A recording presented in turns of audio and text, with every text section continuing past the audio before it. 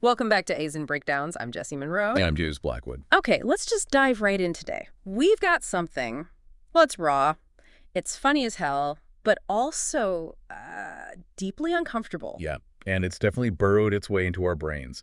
We're doing a deep dive into AIZN's song Doomscroll Lullaby. Absolutely. And our source material. Pretty straightforward this time. Right, just the song itself. We've got the lyrics from AIZN's AIZN Ballads playlist on YouTube, plus the description he put with it. Give some good context. Yeah, a little window into his thinking. So, our mission. It sounds simple, but the subject matter really isn't. Not at all. We're going to try and rip this song open, basically. Figure out why it hits so damn hard for, I think, a lot of us. Explore the themes. What's it really telling us about?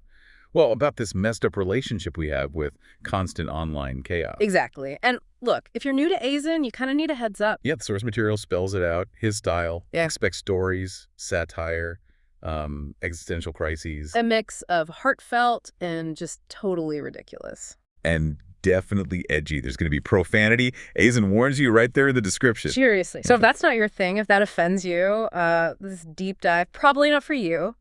Much like AIZN's channel itself, maybe. But if you're ready to stare into the digital abyss with us, then let's fucking go. Hell yes. So AIZN's description for the AIZN Ballads playlist, he says his aim is to slow things down just enough to make you feel something, or at least make you question what you're listening to. Right. But Doomscroll Lullaby, it's like the opposite of slow, isn't it? It's high energy, it's this wall of sound, this chaotic list of stuff. How does that square with slowing things down? Well, okay, that's where it gets interesting, I think.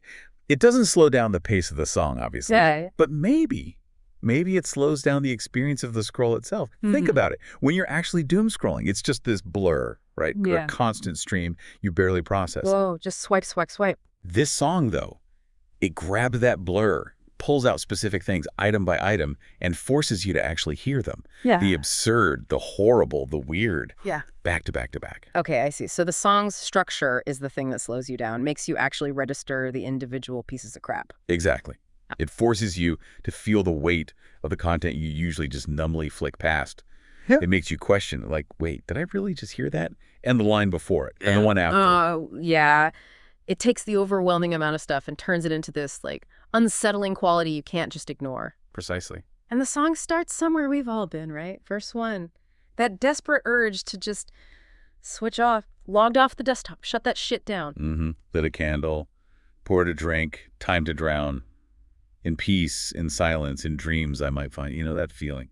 Setting the mood, craving escape. You really intend to find peace. You want it so bad. Totally. You build a little ritual, but then... Bam! The phone lights up. Yeah. And the lyric, fuck, I'm back online. Just no hesitation, no conscious choice almost. It's like a reflex. The pull is instantaneous, unavoidable. It really is. And once you're back in that feed, oh boy. The barrage. Holy hell, the barrage. That list AIZN rattles off in verse 1 and 2.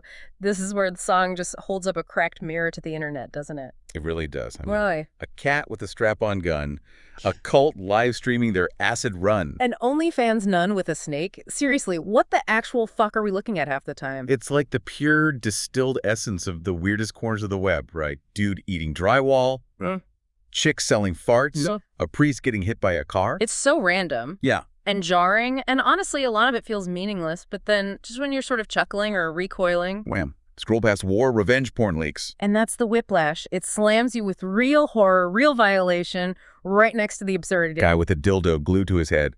Caption, capitalism is fucking dead. Neo-Nazis on TikTok next to a flat earther covered in bees. Moms selling feet pics. It's this hideous, bizarre, depressing collage. And that captures it perfectly, doesn't it? That insight into the volume and the speed of the scroll. AIZN's list mimics that perfectly. And it just overrides our normal reactions.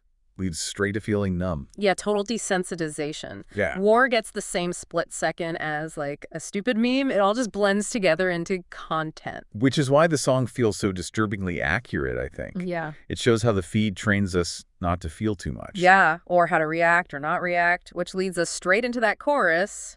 Man, that chorus. It sticks, doesn't it? Oh, it's like super glue for the brain. Doomscroll lullaby, sing me to hell, tuck me in with trauma, it suits me too well. That dark humor again. Trauma as a comfort blanket. It suits me too well. It suggests this really twisted familiarity, maybe even comfort in all the negativity. And fuck my peace, just feed me the freaks. Brutal, just give up on calm. Peace is dull, the freak show is the drug. Right.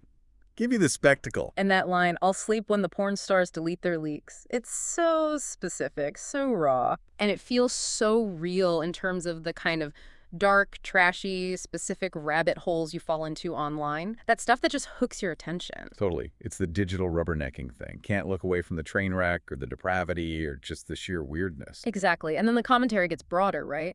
Doomscroll Lullaby, chaos on play. The world's jerking off while it rots away. Yeah, Ethan's not pulling any punches there. We're all just distracted, scrolling through garbage while everything falls apart. Apathy. Give me madness, rage, and synthetic tears. I'll die when the algorithm clears. Whoa! That line gets me every time. It's chilling. It paints this picture of complete dependence. The feed isn't just info or fun. It's providing the emotional jolts you need. The madness, the anger, even the fake online sadness. The synthetic tears, yeah. And I'll die when the algorithm clears. Like, your whole existence is tied to the feed. There's nothing left offline. You are the scroll. The whole chorus is just so potent. Yeah. Because it articulates that feeling, that really uncomfortable, maybe unspoken thing a lot of us experience. Yeah. That pull towards the awful stuff, the weird comfort in the chaos, feeling completely trapped. It's relatable as hell. And that's why it gets stuck in your head, right? It feels like AIZN is voicing your own internal monologue while you scroll. It absolutely validates that dark, uncomfortable reality we're living in. We get to the bridge, and there's like a slight shift, a crack in the facade. What the fuck is this life? What the fuck is this feed? Yeah, there it is. The raw frustration finally boiling over, like a brief, genuine scream into the void. But then immediately, my brain's on fire, but I still gotta read. The compulsion just wins. Doesn't matter if it hurts, if it's burning you out. The addiction is stronger. You have to keep reading. Well, then we get that personification of the algorithm. Yeah. Which is memorable. Algorithms moan like a glitchy whore. Daddy, one more scroll. Just one more. Holy shit. Okay, Yep. yeah. It's intense. It's intense, it's disturbing, but damn, it's effective, isn't it? It captures that creepy intimacy, the control the algorithm seems to have. Like, it knows you, serves you up just the right poison. And it demands your attention, pulls you back with this weirdly needy, manipulative plea. Using that kind of language, it's incredibly provocative, makes it feel parasitic. Yeah, it frames the algorithm not as some neutral tech, but as this active, demanding predator, almost. Preying on your weaknesses. It's a really powerful, uncomfortable metaphor. Deeply uncomfortable. And then the final chorus, the outro.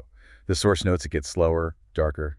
Feels like resignation, grim acceptance. Yeah. Doomscroll lullaby, cradle my sin. Let the filth of the web crawl under my skin. That feeling of contamination. Yeah. It's not just out there anymore. It's inside. It gets under your skin, becomes part of you, cradles your sin. Maybe the sin of just participating, consuming it all. Could be. And hell's gone viral, and heaven's a joke. Just bury me now in your pixel smoke. Man, that is bleak. Utterly bleak. Like, the internet isn't a place you visit. It is the reality now. Suffocating. Hell is the trending topic. You can't escape. Heaven, not even relevant. Just bury me in the digital smog. It's surrender. The pixel smoke is the air you breathe now. And that final line, whispered. Yeah, the outro. It's so chilling. Fuck sleep, show me more. Gives you goosebumps, doesn't it? It's the ultimate, like, terrifying expression of that pull. Sleep, wellness, sanity, forget it. Just give me the feed. It's not even a request anymore. It's a demand. Pure addiction. Show me more. And it just leaves you with that gut feeling of being totally consumed. Can't break free. Demanding more of the very thing that's, well, probably destroying you. It's dark, it's funny, in that really grim way, disturbing. And yeah, terrifyingly relatable, because it puts words to that compulsive, maybe self-destructive thing so many of us do every single day. That's why it works. That's its power. It taps right into that shared, uncomfortable truth. It's hard to shake because, in a way, it is you, or part of you. Yeah, he absolutely nails it.